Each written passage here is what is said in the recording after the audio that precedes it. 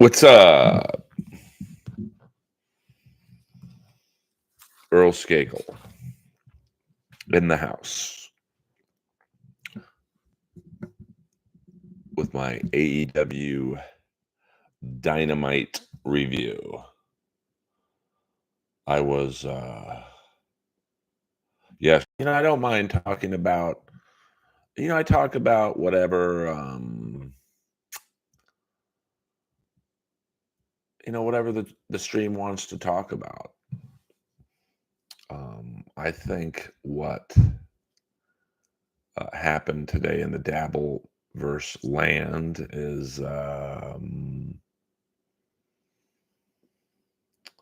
it's sad.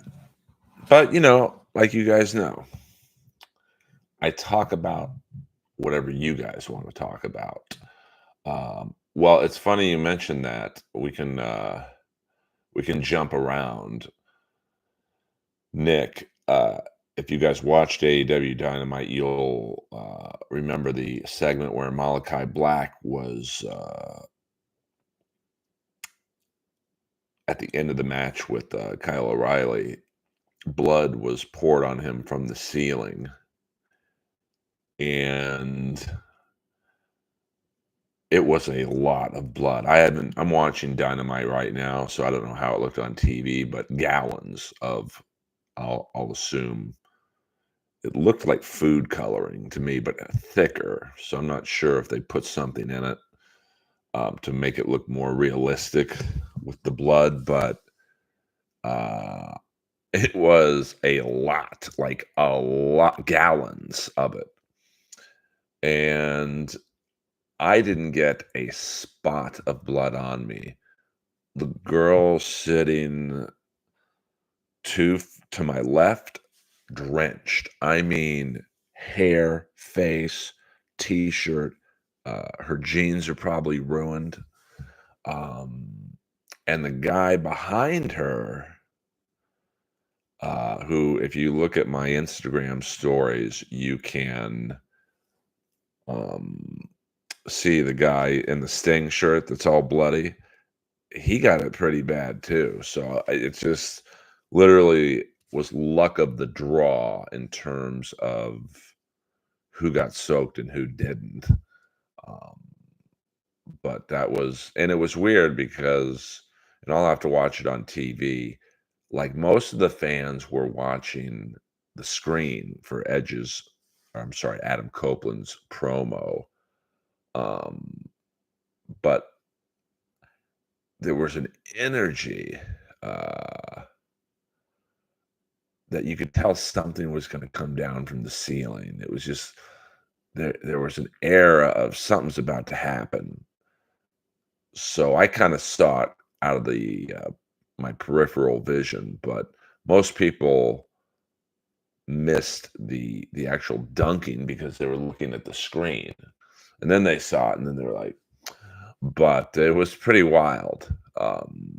And the fact that they cleaned it up so fast was amazing, because it's live TV, so it's not like they can take their time.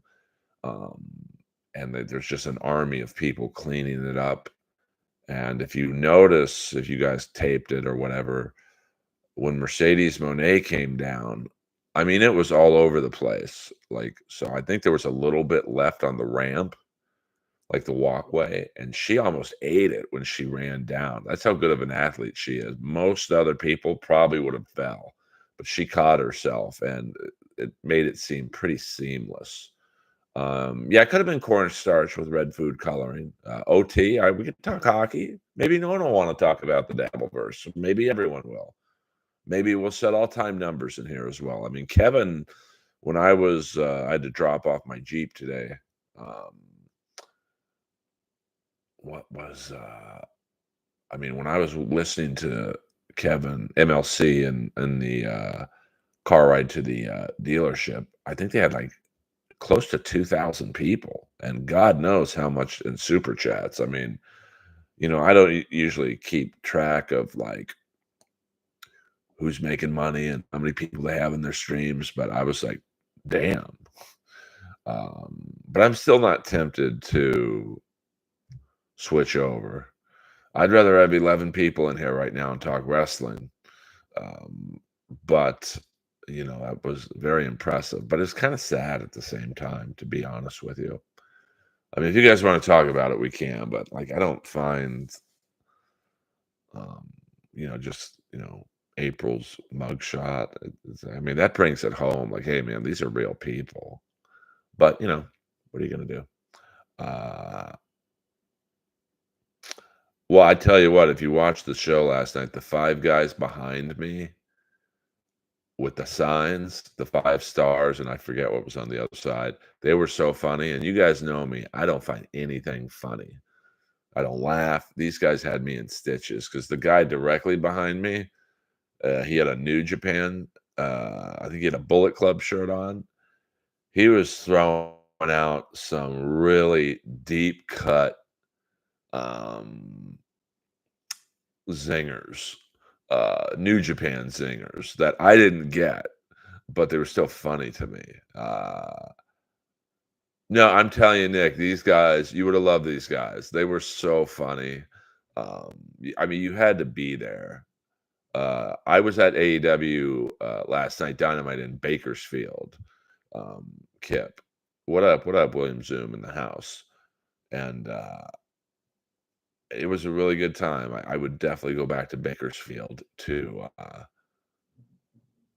watch wrestling. And it was interesting to see how they did it. Like I noticed, I just watched the first match on TV and it seems packed. Like you're watching TV, you go, oh, it's a sold out arena. But there's literally virtually no one on the other side of the arena, the camera side. I mean, it's insane. Like the first couple rows, basically sitting the opposite where I was sitting, are full because, for the camera shots, they want the appearance of that side being full. But then maybe after the 5 rows of the tight people you see, there's no one. Like it's just an empty arena with the camera up there. Um, so yes, you guys can talk about whatever you want. This is a stream that's obviously is for me, but um, you know, the dialogue is really steered by you. And I know you got to get a new line, Doom. That Jenny Jingles line has been used for like 2 months. Come on now. You guys asked me to be creative. You have to be creative too. And I really look like Roderick Strong, who beat Will Ospreay and Orange Cassidy last night. Because I'm going to assume they're going to lose Sunday at the pay-per-view. Roderick Strong will lose. So, yes, we are a safe space in here. But like I said, you guys can talk about whatever you want. Although I do have oh my God, I don't know how people live in Bakersfield. Woo! Uh, so, um, Doom, you got to super chat me if you want me to read shit like that. That's where Kevin Brennan has influenced me. You guys want to troll me, that's fine. No one's banned or blocked in this stream, but you want to insult me through the balls of your keyboard, then you must super chat me. There you go. But Bakersfield, it was about 100 degrees. Then go watch someone else's stream, bro. Like, I don't really care because I'm pretty sure you wouldn't say that shit to my face. So, no respect from me.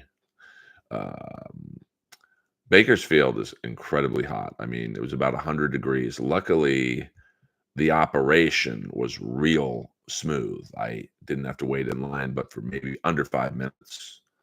Of course, you know me, I had leather pants on, so I was hotter than everyone else. Um, the arena, there's some things I would do differently in terms of AEW. And they only had one merch stand. The merch was pretty light. I think they maybe had 5 or 6 T-shirts. Um, Now, of course, I bought 2. I bought an AEW hoodie and a Jack Perry Scapegoat shirt, and, um, like, you see the difference between AEW and WWE. I mean, WWE would have had 40 T-shirts, whether it's Bakersfield or not. They would have had, um, that I mean, they're just a machine. You could tell, I don't know if it's laziness or, whatever. AEW, the merch was the bare minimum. They had some autographed action figures, but like it wasn't of the popular people. Like they had like an Anthony Bowens autographed like doll, but like he wasn't even on the fucking card. Like so, and there's no pyro virtually, which WWE, whether you like them or not, they go all out. Um, They would have had pyro. They would have had, merchandise up the ass. They would have had 2, merchandise stands. Um, so, but, the arena, the Mechanics, Bank Arena, it's where the Bakersfield Condors play, which is the Edmonton Oilers farm team. So it seats, I would say, I don't know. I would guess for hockey, I would guess maybe 5,000. Um, I would say maybe 2,500 people were in the arena, but I'm glad they did it at a somewhat smallish arena, um, and it was a fun time. I would definitely go back. I would watch AEW there again. I mean, the card was great. I mean, the first match, we'll go a quick preview of. They get right into it. First match was the tag match. Roderick Strong, Trent Beretta versus Orange Cassidy and Will Ospreay. The entrances were okay. It wasn't like, oh my God, this is amazing. But they were good. And it was a very good match.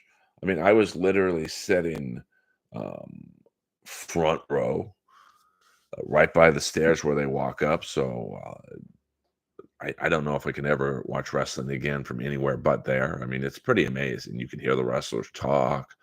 Um, and it's funny to me, I notice in every match, the wrestlers, um, you know, the heckling is pretty epic. I mean, they're called some pretty raunchy things and they don't react. Like you could tell they want to, but they are just trained to don't say anything. Yes, I'm still wearing the same shirt. I'm gonna work out after this stream. And what up, ACDC? Um, but I was really blown away how the wrestlers don't break character. I mean, a few of them did for me, but even then, it was real fast. So, yeah, I thought the opening match was good. It sets up Strong and Osprey. I was a little shocked that Roderick Strong won, but I guess that sets up him losing. There's no way he's beating Osprey on a pay-per-view. Um, so I thought it was a pretty hot opener. And then the next match was Bounty Hunter, uh, Shibata and Hook. Pretty good. I didn't. Jericho and Big Bill came out. Big Bill gave me a bit of a fist bump. And I thought it was a very entertaining. It's something I'd never seen before. Maybe Jordan could,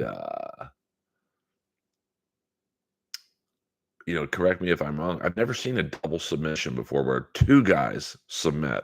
That was very cool to watch live.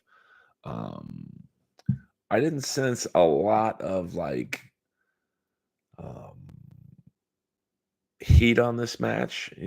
I mean, I love Jericho. Of course, I'm happy for Big Bill um, to be involved, and it seems like they just kind of broke up him and Ricky Starks. So I'm happy to see Bill in there, but I think that there didn't seem to be a lot of, oh, I can't wait for Sunday, Jericho and Hook. and Shibata. So now it's a three-way match. Well, what the hell was the point of all the qualifying matches for? I don't know. This is where AEW writing kind of, you kind of get into, okay, this would not happen in WWE. I well, absolutely, Dr. Nova. Um, oh, okay, James. Thank you for. I don't remember that, but yeah, I would love for Shibata to win too. Um, so I don't know if he will because I don't know if he really speaks English. So it's kind of like having Amanda Nunes be the champ in UFC. You never really saw her in anything outside that Modelo commercial. Um, because she can't really speak English that well. It's probably the same. I want to see Okada as champion because he's fucking amazing. But he's not the best at English, and that's not a knock on him. It's not his language. And then the next match was Takeshita versus Matt Sydal. It's a job match, and basically this match was a warm up for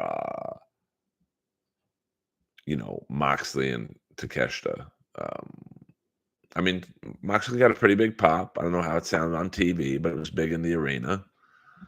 And then we have Swerve Strickland. Yeah, Takeshi's amazing. I remember talking to him at the Ric Flair roast, and then I saw him at a PWG show where who did he fight? I think he might have fought. I might be mistaken on this. It was Garcia, Daniel Garcia, and Pro Wrestling Guerrillas. Like it's an independent show here in Los Angeles, so it's kind of neat to see like um, two guys from that close. Next was Swerve Strickland and Nick Wayne. I kind of like Nick Wayne. Um, he's not ready to be a champion, but he's very good. And Strickland and him, they have some chemistry. And then this is where the fun happens. You've got the end of the match. So it was a good match. Wayne got in some offense, but then at the end, I don't think you would want Nick Wayne kind of going over your champion. So the match made sense. Whoever drew up this match was good. And then, of course, Kill Switch, Luchasaurus, Nick Wayne's mom, and she's hot in person for an older. I'll guess she's late 40s, early 50s. She's pretty hot. And Christian come down. The beatdown happens. Swerve chases Christian Cage through the backstage area into a car, and then Christian takes off. But then at the right time, Prince Nana cuts Christian off. Christian and Swerve have a pretty nice spot on top of the Suburban. He it's a little ridiculous that Prince Nana knew exactly where to be. And this is like, it's pro wrestling, so I'm not trying to critique it too much, but it was clearly a set spot for Prince Nana to just be in, which is fine. It got a big pop when it happened. A very good segment. Shane Taylor Promotions. I'm just not feeling that. I'm not feeling it. And then probably my favorite match of the night. And now I can't wait to watch this on television. Hello, SCVID. Yes, Christian is a good worker. PWG is very good. Like I think also on that match was, I think, might be mistaken, but it was Brody King and Malachi Black against, I think, Jeff Cobb, who's a great worker for a guy his size, and someone else from New Japan. And I was sitting in the balcony on that PWG show, so I was kind of like, maybe 30 feet to the left of the ring, but like above it. So it was pretty interesting to watch from that angle. But this Malachi Black Kyle O'Reilly match was, I think it was like 3/4 real, like, because they got into some segments right by me, like, literally, I could touch either guy, and, you could tell they were hitting each other for real, the kicks, um, and it was, like, impressive to watch. Yes, 1 week to Hackamania. By the way, your discount code for Hackamania is Earl. Thank you very much. Yeah, I mean, Jordan, who knows? Maybe getting back to Shibata. I mean, he could join the learning tree. Maybe Big Bill turns on Jericho. Who knows? Um, I'm just saying, like, live, I don't know how it went over on TV. Um, there wasn't some of the matches, like, with Malachi Black and Kyle O'Reilly, there was definitely an energy in the building. But they were also, I think, fighting. I would say 70% of that match they were hitting each other for legit. Um, so, and then of course the big thing, Malachi Black goes over O'Reilly, and then that finishing move by Malachi Black, it's kind of dangerous, which kind of adds to his character. Like, he might hurt someone one day with that finisher. And then Adam Copeland comes on the big screen, lights go out, and a bloodbath happens to Malachi Black in the ring. And you had to be in a certain spot in the front row to not get soaked. I was in that spot. I did not get one speck of blood on me. Where I mentioned at the start of the stream, the girl 2 down from me. So if you watch Dynamite, you'll notice, okay, it's the bald guy, me, guy with shaggy hair, and his girlfriend. His girlfriend got soaked. I mean, her jeans are ruined. I can't say her T-shirt was ruined because I don't know what this stuff was. Food dye and maybe yogurt. I mean, it was pretty thick. And then the guy behind her in the second row in the Sting shirt, if you go on my Instagram stories, what up, Ben Jones? He got pretty soaked too. I mean, it was all over the place. And like I said, more importantly, it was really impressive how the cleaning crew, an army of about 20 guys and girls, cleaned that up in under 4 minutes. Whereas when TV came back, and I can't wait to see it when I watch it, there wasn't a spot of blood anywhere that you could see. Although, like I said, when Mercedes Moné came running down the ring, I don't know if it picked up on TV, but she almost ate it because I think there might have been something slippery on the ramp. I don't know if it was from the blood or because even on the towels where they were using, it was still dripping off the towels. It was a lot of whatever. It reminded me of my scene in Bench Warmers where it was, I think my scene, they used yogurt and chili. It wasn't quite as thick as that, but it was realistic. I mean, the guy next to me was like, dude, I think this is real blood.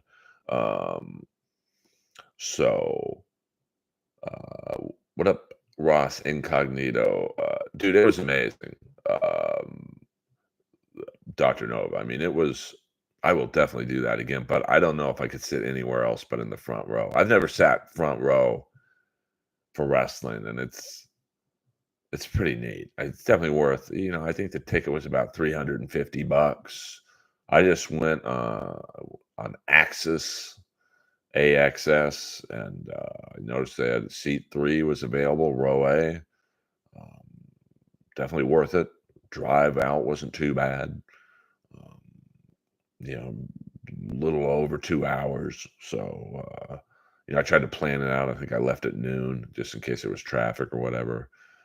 Because really, there's only one way into Bakersfield, the 5, which turns into the 99. So if there's an accident or something, you're kind of fucked. But luckily, there wasn't. All right, next up, we got Timeless Tony Storm and Mariah May versus the Outcast. Well, let me actually tell this story. Zach Knight was who came out with the Outcast. Was in a dark match.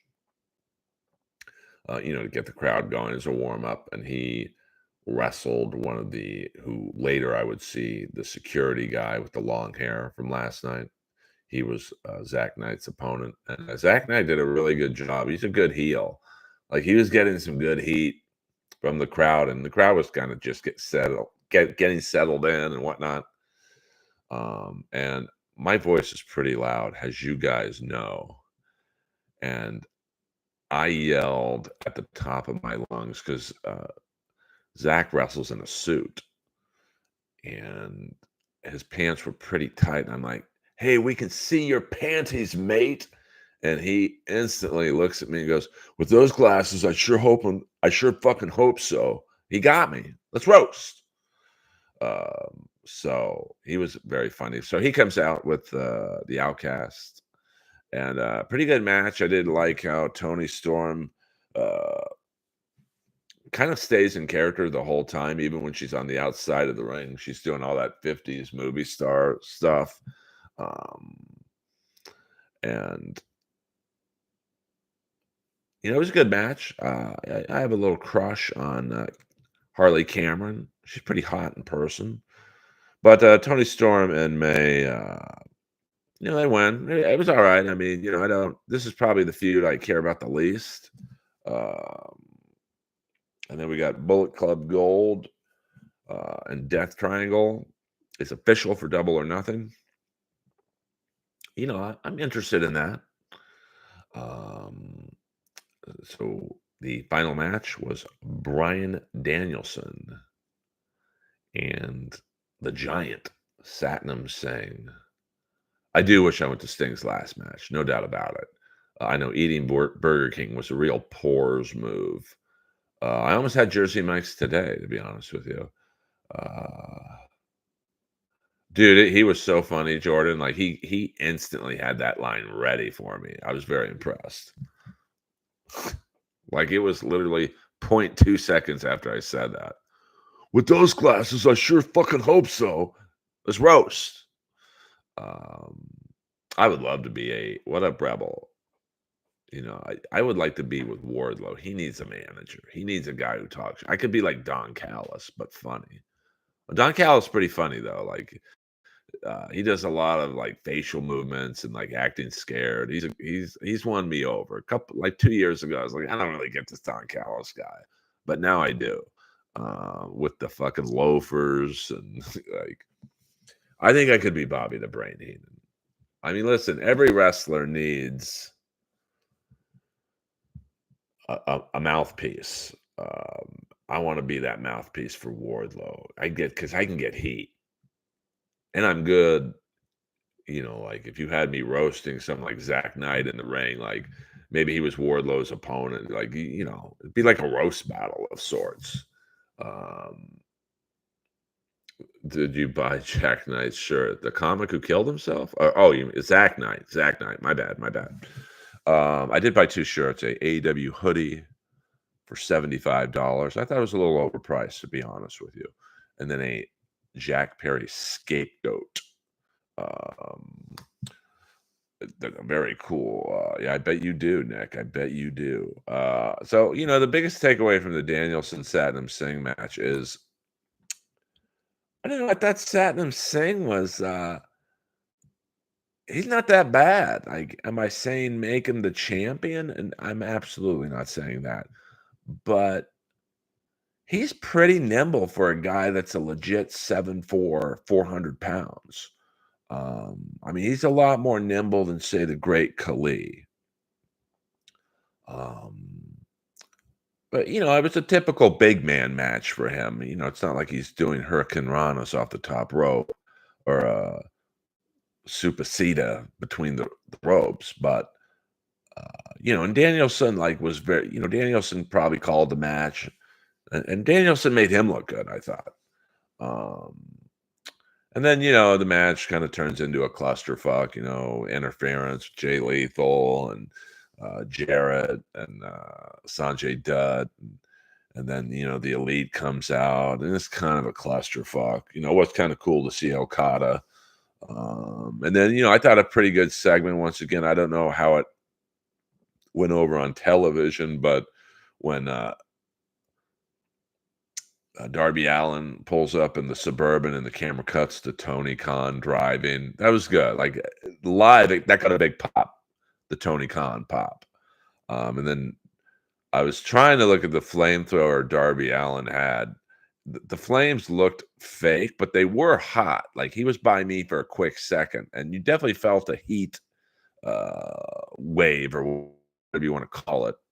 Um, so, all in all, it was a very good and then Tony Khan came out, I'm assuming, after the show was over on television, and he gave a nice little speech. I think he called, Los Angeles, I think he called California a city. Um, so get him to run for president. Um, so, let's go over the results. The final results: Roderick Strong, Trent Beretta beat Osprey and Orange Cassidy.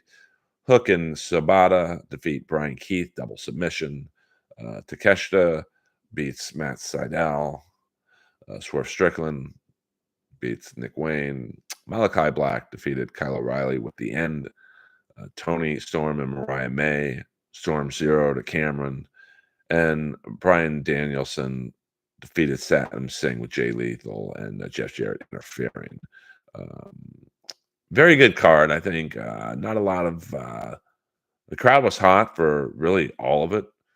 Um, and it's very interesting to watch it from where I was sitting, just because you really see I guess the mechanics of a match.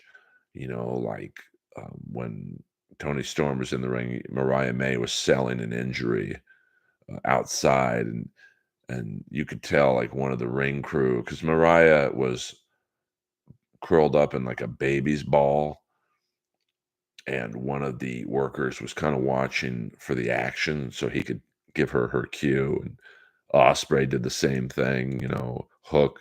You could see them resting and stuff you don't really see on television. It's kind of like going to a hockey game live where you see a lot of the dirty shit the cameras don't pick up. Um, yes, I did have my pink phone out. What up, T Gun? Yeah, Serena Deeb, that was probably the weakest pop of the night, to be honest with you. And I know she heard this. Someone yelled out something to the effect of "Get the old broad out of here," and you could tell she heard it. Uh, and I also thought the funniest thing was in Jay White's speech, and I just saw this part. Someone yelled out at the top of their lungs, "Who wrote this shit?" And I almost laughed. Like, he could tell he did everything in his power to not laugh and break character. That was pretty funny. And then, like I said, the guys behind me holding up the star signs, they were the funniest part. Jordan knows, and most of you know, I don't laugh at much. I don't find a lot funny, to be frank. These guys behind me, especially the guy directly behind me, who I later found out they were all from a jujitsu school. Um, they were fucking funny. I mean, the guy behind me was dropping these really deep cut New Japan zingers, like for Takeshi, like naming his original tag partner, which I couldn't name you in a million years. Um, do I think the high percentage of the crowd was from Kern County? Um, I don't know. I mean, like, people in my section were all over. One guy was from Frisco, a couple was from Fresno. The guy to my right, not the bald guy, but his buddy, he was from Hollywood. Um, for a Wednesday night, it was an impressive crowd because I think most of the people weren't from Bakersfield. So, it was a good. Everyone was cool. No fights in the arena. I mean, I was probably the best looking guy in the arena. Had a couple fans come up to me. Of course, they were like, "Hey, dude, we loved you in Roast Battle." I just can't get away from that fucking show. Um, and then, the drive home, pretty nondescript. The drive up there, pretty nondescript. And it was really fun. I mean, I highly suggest. What up, Mason in Portland? See, Kip Smith was thinking we would be inundated with just AEW wrestling. Now, hold on. I'm going to get my energy drink. Let's take a 30-second timeout.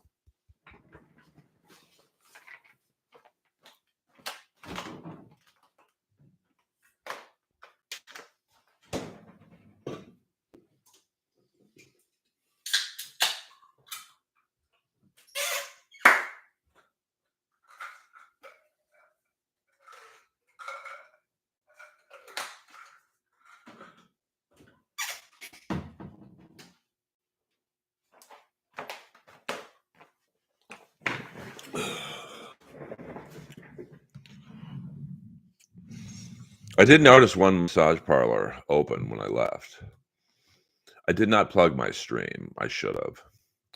Um, I also got to watch Rampage, so I know exactly what happened on Rampage, and Rampage was pretty good.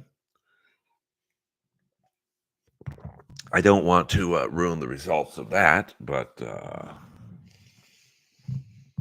it was it went by pretty fast. And I will say, Justin Roberts, the ring announcer, he's really good at doing crowd work when the cameras are when it's like a commercial break. He's like a comic, he's very funny, and there's a 99-year-old woman in the audience, and he got the crowd to sing "Happy Birthday" to her, and the way he kills time was quite impressive.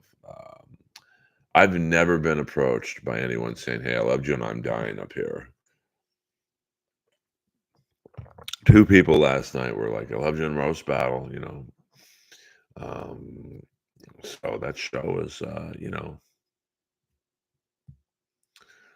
um, what can I say? And I've had a couple black kids hear my voice and go, "Are you the dad from the Jellies?" Not a lot, but I tried to go backstage. My friend RJ City, former guest on the Comedy Store Wrestling podcast, was going to. We were going to hang out afterwards, but he had to do a um, segment with Tony Storm. So, my friends on the card last night: Big Bill, the Guns, RJ City, and Chris Jericho. I know. I do have a pretty poor green screen, which is basically my kitchen. I keep it real. And I really do look like Roderick Strong. Even Roderick Strong kind of looked over at me. It was like, "Are we related?" He didn't say that, but you could tell. He's like, "Oh, fuck, man. There's a guy who looks like me in the crowd." So it was, all in all, a very entertaining show. I mean, I thought the lack of pyro was, disappointing, but I get it. You're not gonna I think with a B market like Bakersfield, you're gonna do the bare minimum. Who's hotter in person? I mean, Mariah's pretty hot in person. I'm a fan of Harley. Tony Storm, she's got a very interesting body, and I believe she's married to Juice Robinson.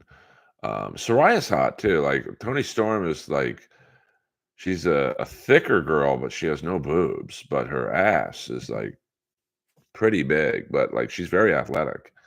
Um, I tried to, Osprey styled the jacket and he kind of gave me a "what's up" real fast. I mean, I know I was the only guy wearing that jacket in there because you got to order that jacket from the company in England.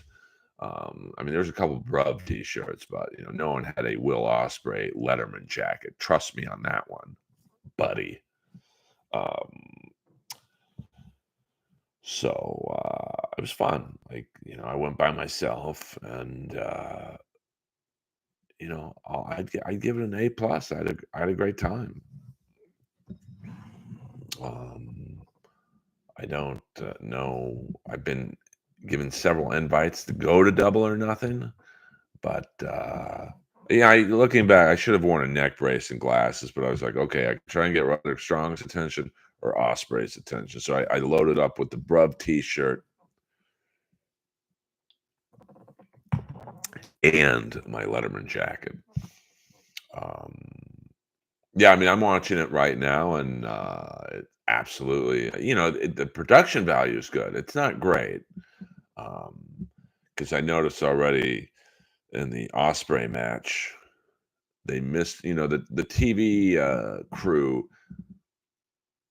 They make mistakes that the WWE crew would not make. Like I noticed in the Osprey match, when Osprey jumped out of the ring, I think to get one of the Kingdom, Roderick Strong was doing a move to Cassidy in the ring. It wasn't his finisher, but it was a pretty like painful move, and the camera got there late. So, that's just something that wouldn't happen in WWE. So you definitely see the differences. I much prefer AEW. Uh, AEW to me is like a high functioning independent show with a great roster. And that's not an insult. Orange Cassidy, not Ted Cassidy. Out of control, you guys. But they're using like their camera crew, like they've got like probably 7 or 8 camera guys who definitely have their areas to film, so they don't miss a lot. I just think in the final edit, they miss some action shots, like looking back at that one move, the hard camera, which was the camera. It's not that it got there late, but that the switch over got there late. It should have stayed on the hard camera the whole time, because Osprey jumping out to hit one of the guys from the Kingdom wasn't that important of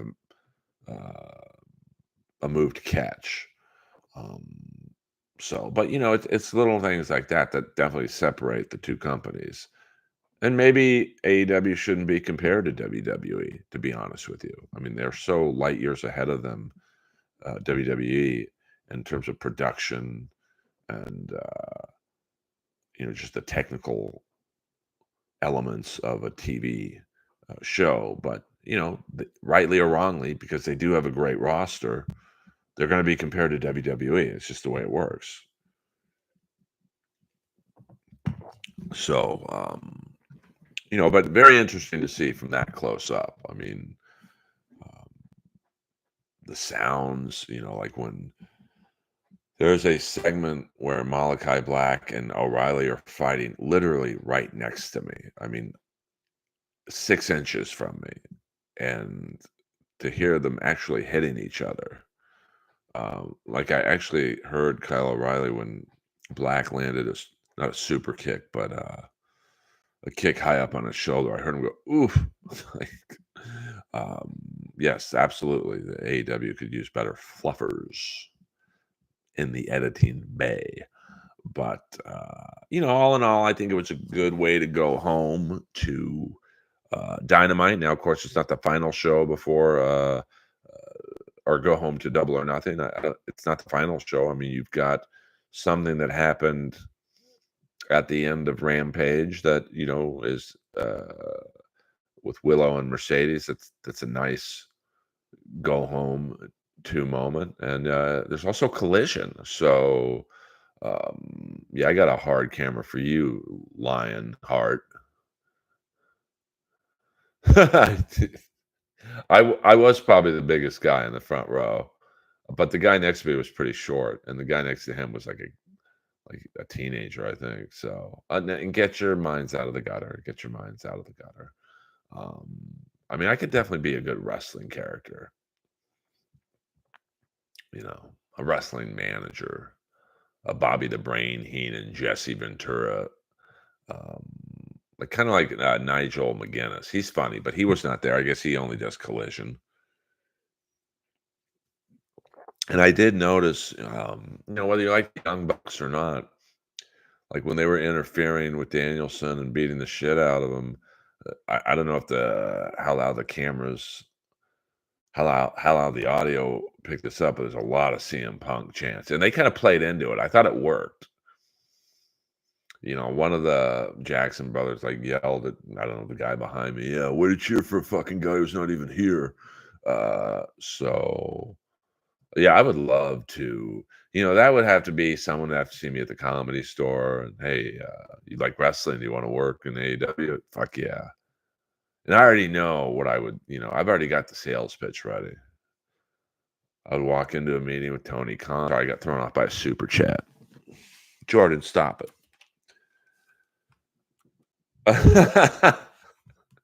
Days with Jordan on the line. 5 hooves. Thanks for being the extra entertainment on Dynamite. Watching your behavior was a nice Easter egg. Well, if you notice when the guns came out, they made a beeline toward me. Just for a second, they broke character. But, well, Boulder Johnny, I'd be down for that. I would love it because I'm a wrestling student. Um, like I've been watching wrestling since the Moondog Maine versus Chavo Guerrero promo where now Moondog Maine was crazy. I think he opened up a can of Alpo and he actually ate it. This was not a gimmicked can. And I'm like, man, I'm hooked. I saw that and I'm like, this guy's really fucking crazy. Um, I mean, I would, I would go into a meeting with, I think the creative team, from what I'm led to believe, is it's really Jarrett, Lethal, Sanjay Dutt, obviously Tony Khan, and maybe one or two other people I don't know. I'd walk in, okay, Earl, who do you want to manage? I'd like, you either give me Wardlow or give me Dalton Castle. And if you put me with Dalton Castle, I'll do a really flamboyant, gay, like Adrian Adonis style flower shop character. Because that's kind of what Dalton Castle gives you. I'd get rid of all the dancers. He uses all the boys, and you just have me come out. And I would dress halfway like the old manager, the Wizard, if you remember him. And he was gay in real life. I never knew that. And Jesse Ventura. I'd walk out with a Plato's Retreat shirt. Come on, man. Money in the bank, baby. Or give me Juice Robinson. You have to stop it. Days with Jordan the Lion. You are a friend. Days with Jordan the Lion, $5. Could you be the Eugene of the Guns family?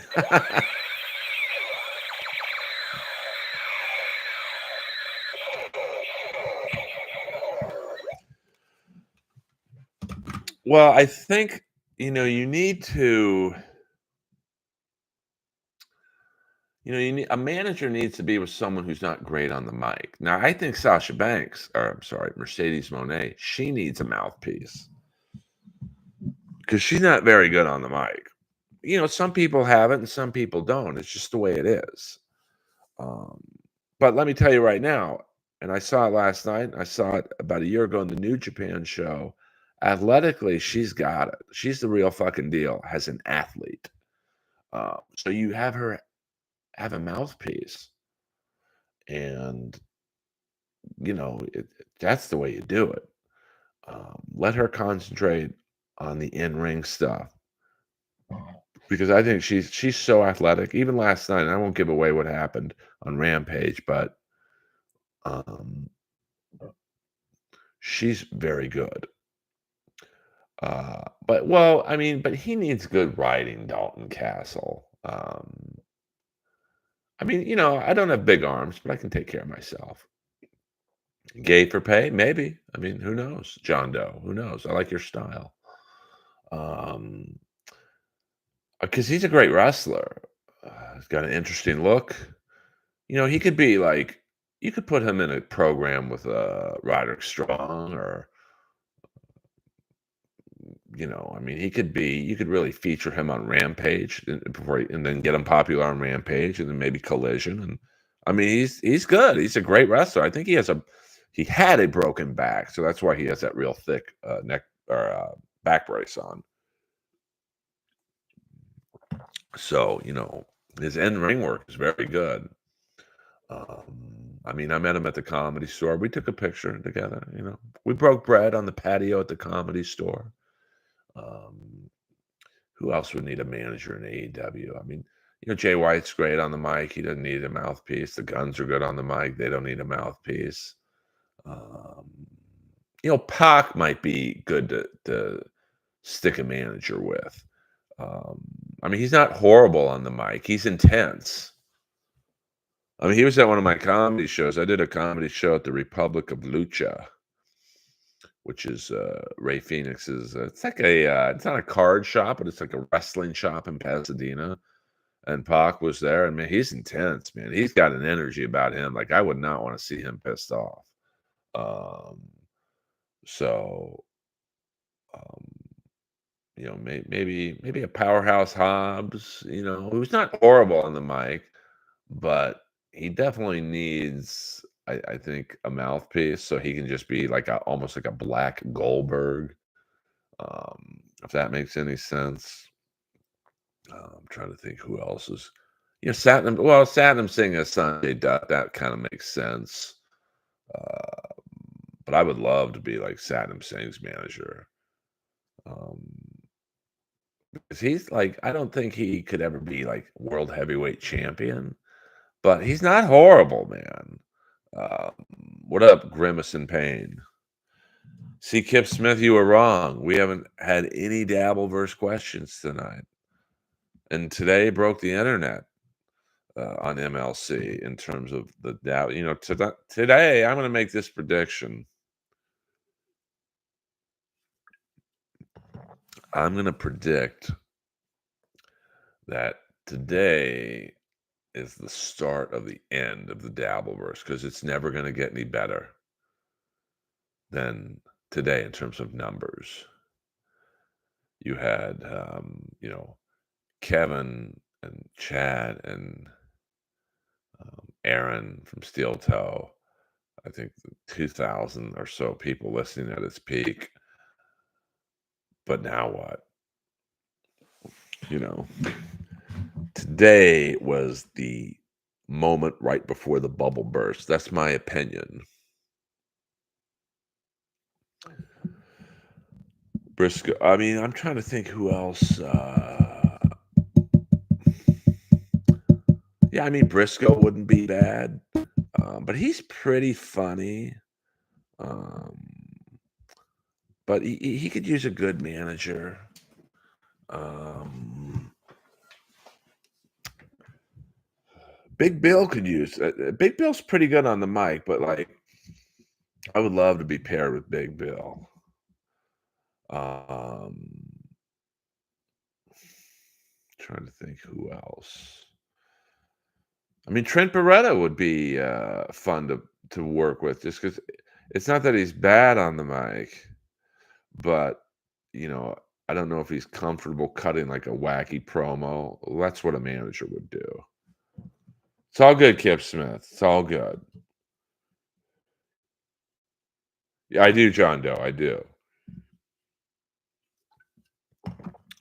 But I'm just saying that I think that the Dabble version, I can talk about it because it is kind of like pro wrestling. It's all about the storylines. And today on MLC there was um, an anticipation. What are Chad and Aaron going to be like when they're on? And Kevin like kind of goading both of them to basically do a live roast battle. And it was good. I mean, listen, I listened to it. I had to drop my Jeep off at the dealer. I had to turn it in. And so I had about a 45-minute drive from my house to the dealership in Van Nuys.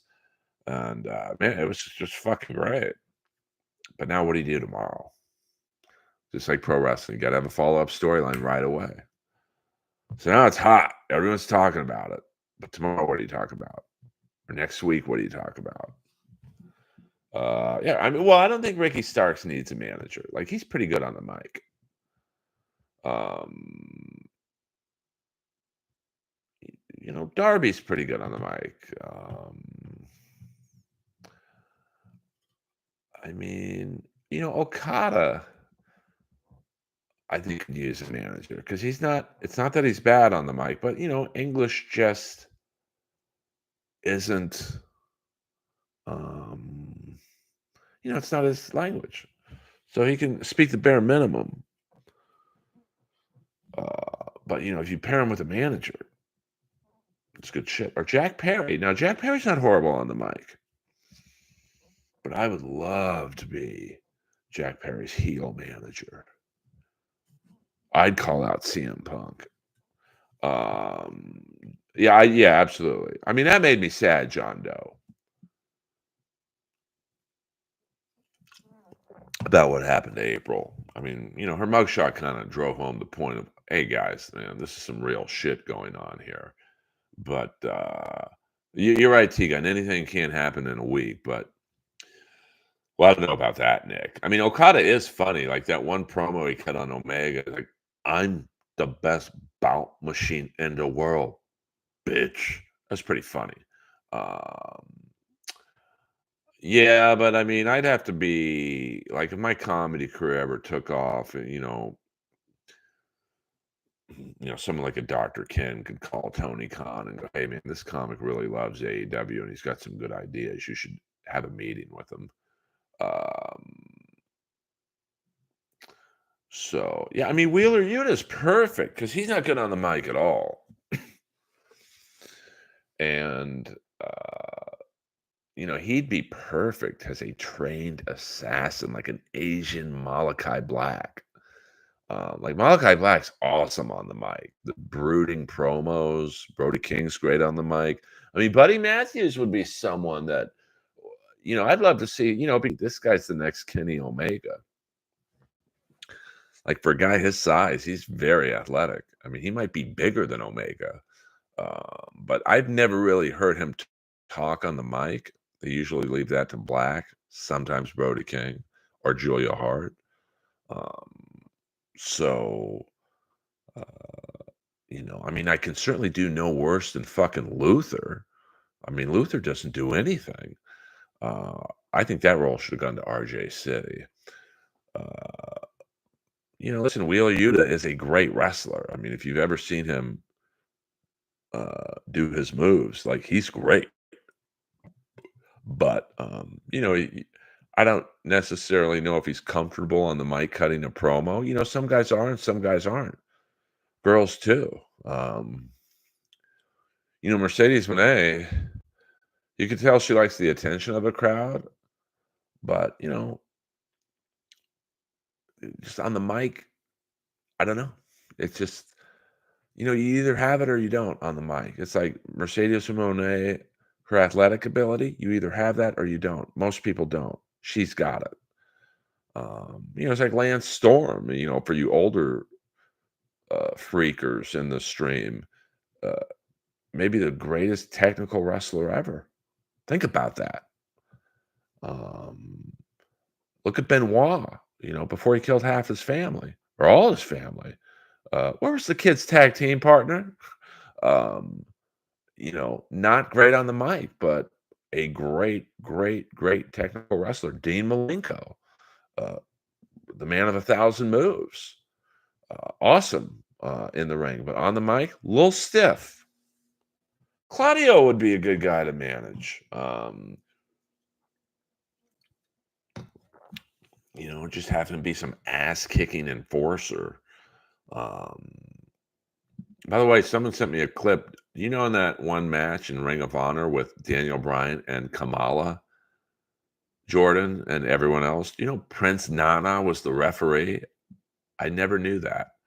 Um, I'm trying to think who else would need a good manager. I mean, we've named about 10 people who could use a manager. Of course, Goldberg would be probably the best one, just an ass kicking destroyer.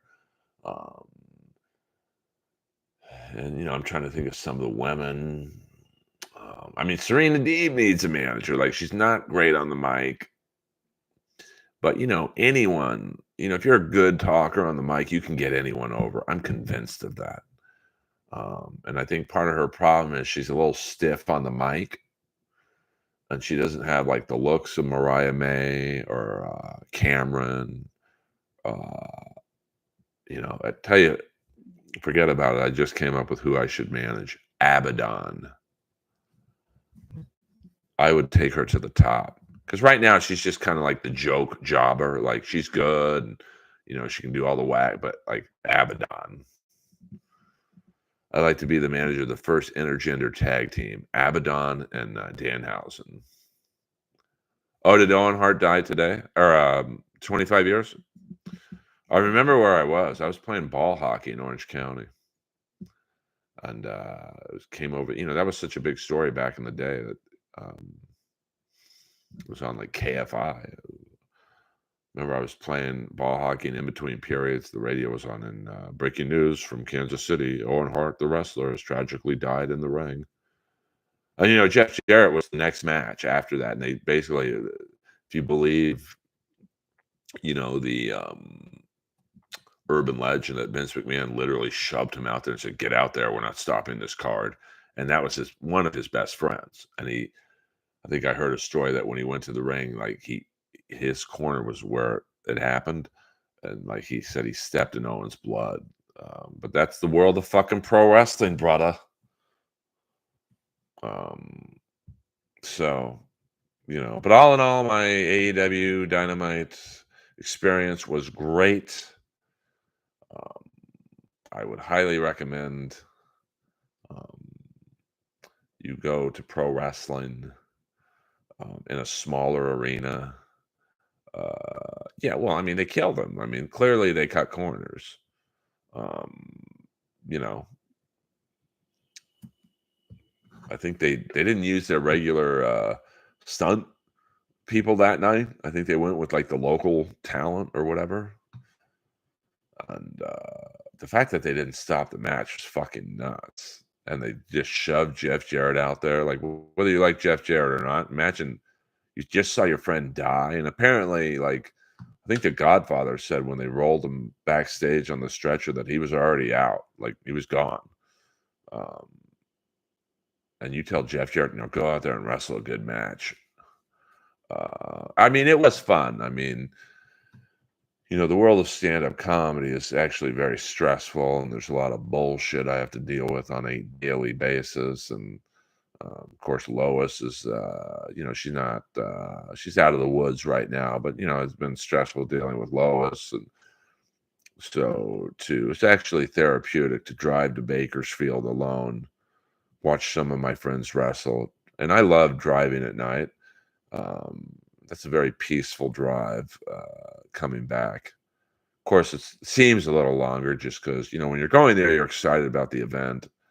And then, there's an adrenaline dump of, okay, now I've got a 2-hour drive home. But it was very fun.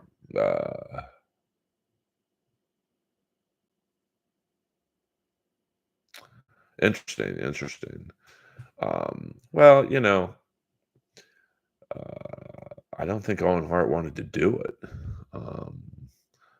So, like, Sting, I think, was on board to do all that shit in WCW. Um, but, WWE had just as much money as, Ted Turner. I mean, maybe not as much, but you'd think they wouldn't have taken a shortcut on something that is relatively risky. I mean, obviously it was. The guy died doing the fucking move. Um, but, they don't, wrestlers are expendable. I mean, sadly, you think the WWE really missed Owen Hart, to be honest? Just put the next guy in line. And he was a mid-carder, like listen, it's horrible that he died, no doubt about it. But you think Vince cared really deep down? You think Vince cared that Draw got paralyzed? Fuck no. Yeah, I mean, Vince McMahon's a scumbag. I mean, the world of pro wrestling and stand-up comedy are so fucking similar. You think if I ever quit comedy because I didn't like what was going on, people would care? Fuck no. They'd be like, hey, great, just one less comic I got to deal with. So, welcome to Hollywood, baby doll. It's a cold business, wrestling. As I would always say, hey, hit the like button on your way out.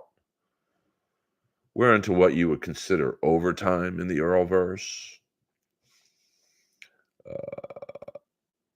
And he was a big guy, I'll guess he was 220, maybe 230. Oh yeah, you think look at Ronda Rousey. I mean, as soon as she started losing, okay, there goes Roadhouse the movie. There go your commercials. We'll just bring in Amanda Nunes. Then we'll bring in Cyborg. We'll bring in this person. Bring in Holly Holm. We'll bring in all the people who beat you. See ya. Thanks for playing. Now, they still get a little bit of use out of McGregor because he's great on the mic. But, 100%. I mean, the pressure that Vince McMahon put on people to look good, you don't think the Ultimate Warrior felt pressure? Hey, you want to take over Hogan's spot? You got to look 100% bigger and cutter than he is. Now, Warrior did the roids and drugs on his own. I mean, I don't think you can blame Vince McMahon, but that's why I always respected guys like Warrior and Sid, who were like, "Fuck you." Sid was like, "I'd rather play softball anyway. Fuck this business." Um, yeah, I mean, Connor's great, but I mean, it just goes to show you the value of being good on the mic. Like Connor, against Khabib was embarrassed. It was a 4-round mauling, but because Khabib could barely speak English and not great on the mic, just because he can't speak the English language really, Dagestanian, Connor could out-talk him and out-shout him. Um, so he'll always get a fight because he'll sell it. He's good to throw in a camera and talk. Who's he fighting next? Michael Chandler. And Michael Chandler's a great fighter, but he's a little stiff on the mic, to be honest with you. He's Lance Storm-esque. Oh yeah. Um, I mean, Vince loves. It's like a booker over a comic. It's like the owner of the Laugh Factory. He was a failed comic. He was a failed door guy at the Comedy Store, but now he could sit from his perch uh, and give young comics uh, a shot of negativity because that's what Mitzi gave him. Like the night I showcased, I think it was like a 3-minute showcase. I go up there, he's like, buddy, you got the great material, you got the great stage presence. Come back next week and make you paid regular. Now you don't get your name on there's no name on the wall at the Laugh Factory like the Comedy Store. You just, you get passed and you just get to perform there. Which is another thing that separates the Comedy Store from every club. It's like the Stanley Cup. You get your name on the wall or the cup, it never leaves, and you're there forever. And 100 years from now, my name will be in the front of the Comedy Store building. So it's a bit more meaningful to comics, at least to me it is. So I come back the next week. I had an even better set than I had the week before, where he told me how great I was. And I go up there. I thought, this is it. I'm walking up the stairs like Hulk Hogan, going, I'm past the Laugh Factory. Fuck yeah. And I go up. You wait in line. He's sitting at this like Pope-like chair, and there's a chair across from him. And he's not spending 30 seconds long, no longer than 30 seconds with each comic. So I get there. Butch Bradley's telling me how great I am, and I sit down. He's like, "You don't do it for me, buddy. You're too monotone. You've got to be more high energy." And I'm like saying to myself, I was kind of shocked. So I was like, "Well, a week ago you tell me how great I was. I don't think I've been back since."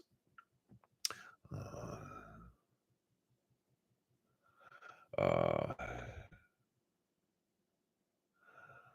well, I mean, I think Khabib is he's a fighter. Like, he's not in it really for the money or the fucking commercials or, whatever. He just likes proving that he's the biggest badass in the world. But unfortunately, there's no money in someone who's just a fighter. Like Cyborg. Cyborg never really broke through in America because she can't speak the language. So if you're the head of a promotion, do you want to make her your champion? I mean, it's not wrestling.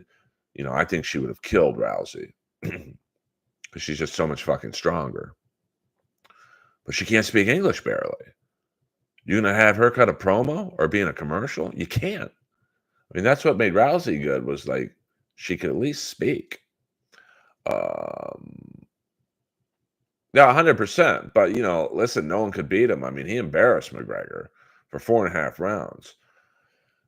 Well, I mean, the Comedy Store, I think it's a historical landmark. I don't know if they can sell it. I mean, they could probably sell it to the city, but the Andaz, which is the old Hyatt Riot hotel right next to the Comedy Store, looks at that space and goes, that would make a great parking lot or a great addition.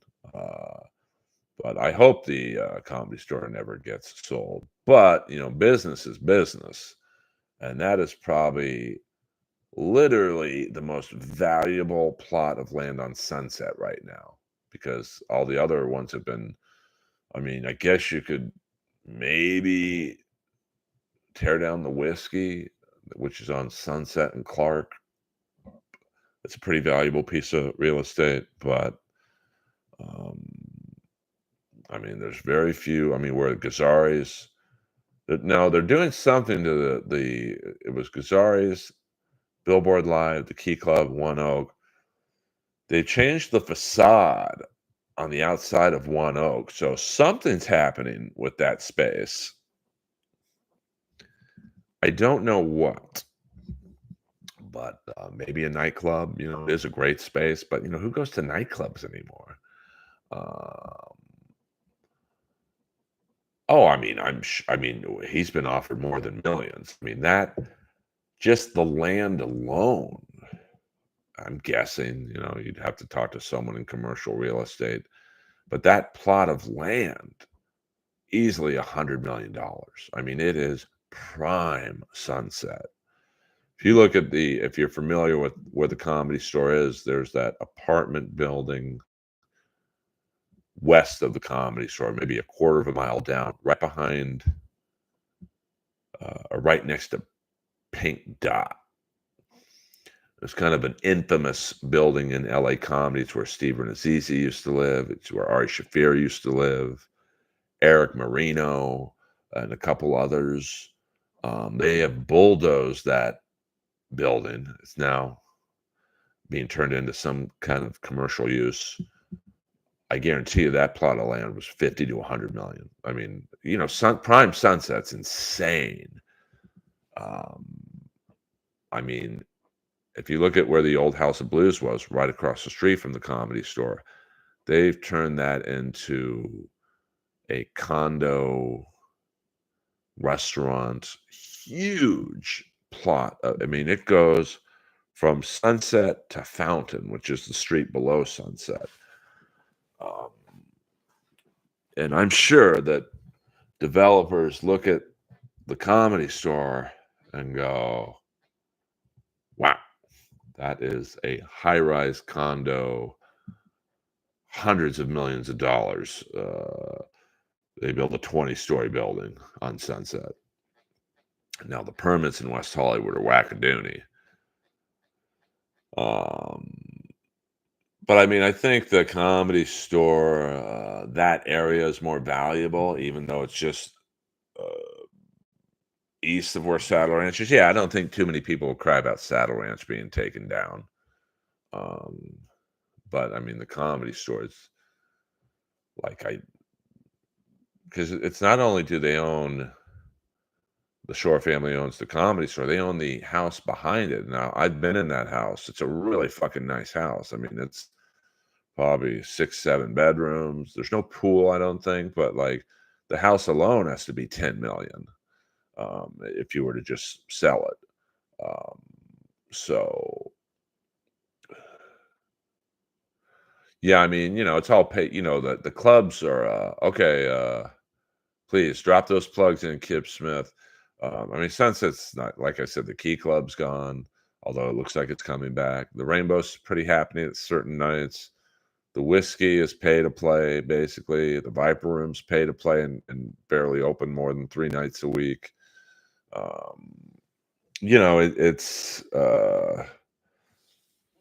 It's different than the Sunset that I knew.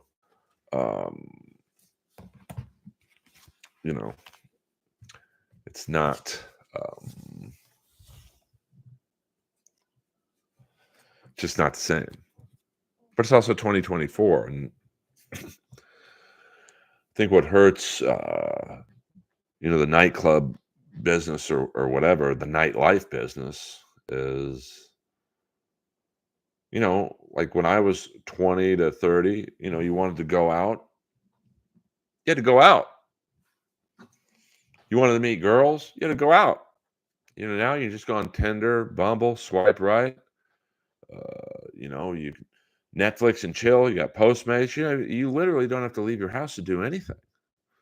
To work out. If you wanted a great body, you had to work out at a gym. Now you can get tonal or whatever. Thank you, Kip Smith. Everyone, thank Kip for being a good moderator, along with Gina Babina. Hackamania is next Friday, the start of it. Hunkamania is, I believe, this Saturday in Vegas. Um, I mean, I remember once at the Beverly Center, I was at Foot Locker and I saw Suge Knight, and back then he was a fucking intimidating dude, man, about 6'4", 6'5", 300 pounds. He wasn't muscular, but he wasn't fat either. He was just a big body, and I tripped over the shoe display, knocked it all down. He kind of laughed, um, which I was okay with. But yeah, Sunset's just from Doheny to say Crescent Heights.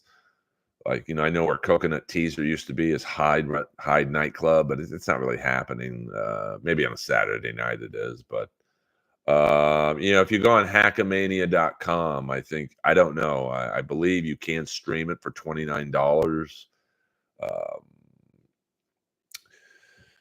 Um, I think Friday night the schedule is the meet and greet, the stand-up show, win Earl Skakel's money, karaoke, and then Saturday's podcasts all night. And then Sunday, I think it's a poker tournament. The Ragu Overlord. Are you new to the stream?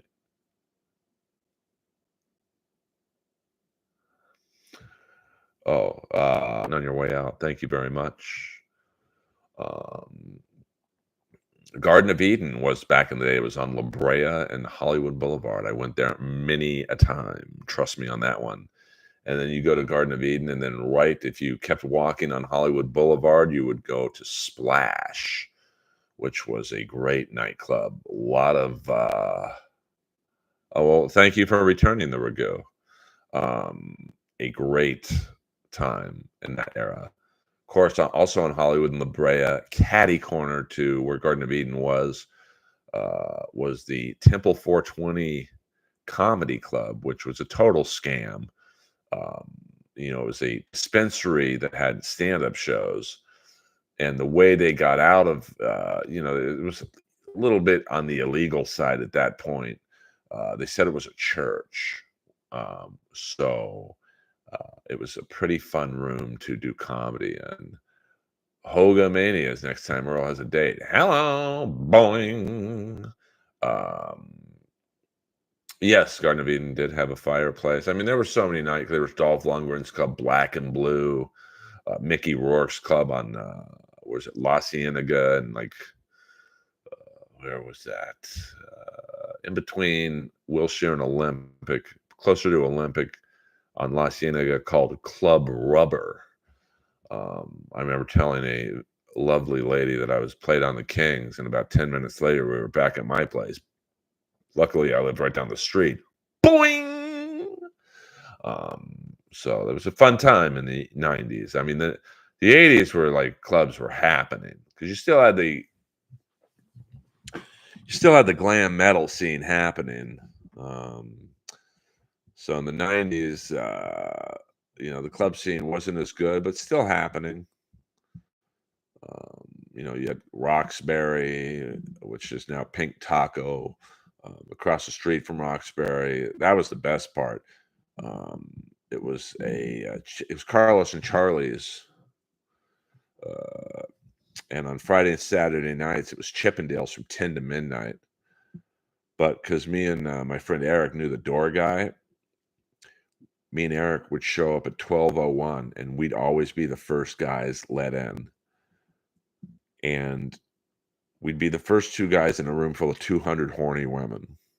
Like, it was amazing. Like, the tables were flipped. Like, we were objects to these women. And let's just say a fun time was had by all, some more than others. Yeah, the Sky Bar is what you are talking about. I'm surprised they let you in, Boulder Johnny. Usually they didn't let dudes in, but luckily I would always go with my friend Eric, who was an agent and manager at the time. So, and all the door guys in LA at that time were bouncers, but they were actors. They were all actors, so they knew if they took care of Eric, even he was bringing another dude in, they could probably get an audition or something. Also, a fun place to go to was a restaurant where you usually start the night Nikki Blair's on Sunset.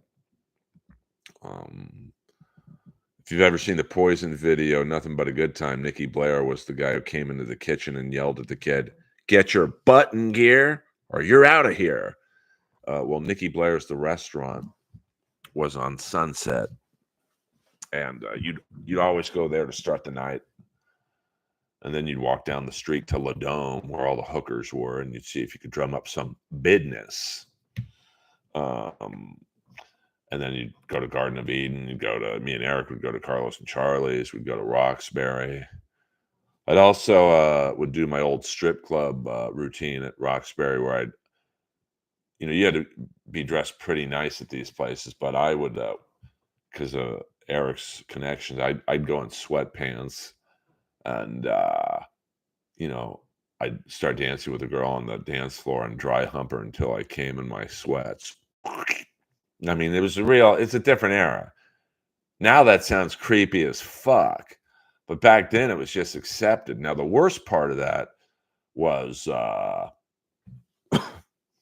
walking around the rest of the night and a big wet spot on your sweats. No, I'd never hung out with Liza Minnelli. I'm not that old. I mean, I fucked her, but I never hung out with her. Boing! Well, most of the chicks, and there was a great bar. Most of the chicks were local, and some tourists. There was a great bar in Beverly Hills on, I think, Brightly. It's called the Backstage Bar. And the drummer from the Police's brother, I think, Andrew Copeland, I think was his name. He owned it, and the whole bar was just backstage passes from, all these amazing tours the Police did and other bands. And there was a little performance area upstairs, like a loft that had a small drum kit and a couple guitars. And so you'd go up there and you'd see like Mick Jagger singing. Let's just make sure. Let's just say that I had a good time at the Backstage Bar many a night. You can have the Dabbleverse. I lived it. No, I don't think the GNR song was about that club, but I'm not sure, to be completely honest with you. Well, I didn't have to deal with the wet spot. The next girl up on the dance floor did. Oh, it was the best. Soft gray fleece sweats on the inside are real easy to come in when you're grinding up against some double D's. Boing! You guys probably think I'm a fucking creep, but it's the late 80s, early 90s. It was just a different era, man. Like when I got Me Too'd by the Fox executive, or I should say attempted Me Too'd by the Fox executive, I just wrote it off, in the mid 90s as, it's just it's just the business. But when Rose McGowan spoke out about Harvey Weinstein in like 2017, I'm like, that was kind of fucked up. Just times change. Yeah, I mean, there are a lot of tourists for sure. They come from Sweden or wherever, the UK, and they want to go Garden of Eden, or they really wanted to go to the Roxbury Club because that's where, like, the new Brat Pack of, like, Tori Spelling and, all those cats were hanging out. And, I mean, it was. And the funny thing is, if you've ever seen the movie Orgasmo, this is Hollywood in a nutshell. The house where Orgasmo was filmed is on Sunset, and I used to go to these wacky parties there by this guy by the name of Joe Arsenault. Now, if you've ever seen the movie Orgasmo, there were 3 bad guys. You could tell they were shitty actors, but Joe was one of them. So they used his house for the filming, and so they will put you in the movie. But that's how easy it was to get into movies back then. Oh, you have a house we can film in? Do you want to be the bad guy? He wanted me to go all the way twice. And, the first time I shut him down. Second time I was naive enough to go, okay, now he knows like nothing's going to happen. We'll go for lunch. And then he tried again. And, but at the time I just thought, well, this is the casting couch. This is how the business works. But then when, McGowan came out and spoke out about Harvey Weinstein, how she did, I was like, hey, yeah, fuck that. This is out of control, bro. But now looking back, I probably should have let him suck it, because whenever I would watch X-Files and Millennium, there's always a scene in every episode where, you know, good-looking guy playing the small town deputy or the FedEx guy or the guy behind the hotel counter in the spooky hotel. I'm like, oh man, I know how that guy got that part. That could have been me. Hello. Pardon me. This is I don't believe Celsius is carbonated. Uh, yeah, the Orgasmo movie. I took a date to Orgasmo. I never saw the girl after that. Trust me, dude. I know. SCVID show. So before I leave you tonight, let me thank my tippers, my super chatters, whatever the proper terminology is, fan funders, Jordan the Lion, twice. Thank you very much. I realized doing a live stream at the tail end of the Dabbleverse implosion today was not going to be that rewarding financially, but I still gave you guys an hour and a half of mostly non-Dabbleverse talk. We talked AEW wrestling. We didn't talk hockey that much. That's fine. Talked a little bit of stand-up comedy, a little bit of roast battle. But I thank you guys, all 12 of you, for tuning in tonight. We are a small but mighty group. You guys are all in the Earl Army as frontline soldiers. Tomorrow night we will be doing a stream, 6 p.m. probably. I might do it at 5. I've noticed that on Friday nights, 5 p.m. does a little bit better than 6 p.m. Because for my people on the East Coast, they're going out to dinner or whatever. Yeah, well, listen, if I saved you from Brian Callen in any capacity, especially if you are a female, I appreciate that. Yes, T-Gun, we got the dirty dozen in here. Now, do I wish that there was a 0 at the end of that too, and there was 120 people in here? I absolutely do. We've got 2 more minutes. I'm positioning the mouse arrow over end stream. So get your questions in, because when that clock hits 1 hour and 30 minutes, I don't even say goodbye. I just hit end. I don't care if I'm in the middle of an answer. If you're in the middle of a question, it's over. Until tomorrow night. We run a tight stream here, and I've gone over my time by a half hour because the Earlverse believes in customer service to the highest degree. Plus, I want to work out and take off this shirt. I've had this shirt on for more than 24 hours. Woo! Am I stanky? But I appreciate you guys. Now we got 14 people in here. Maybe I should hang on a little bit. No, I'm just kidding. No, I went to the one of those truck stop fucking things, in the middle of nowhere, and got an energy drink. I never got to find out SCVID show, but to show you how predatory he was, how he hooked me was getting me to meet Brittany Murphy. That was the carrot before the horse. And then, it was wild looking back at how predatory that was. I think he had heard me on stage doing a joke about Clueless. Light bulb goes off in his head. Hey, you want to meet Brittany Murphy? Well, you're going to suck my dick for the privilege. Well, I didn't, and I still got to meet her. So you guys know what I said when the clock hit 1 hour and 30 minutes on the button.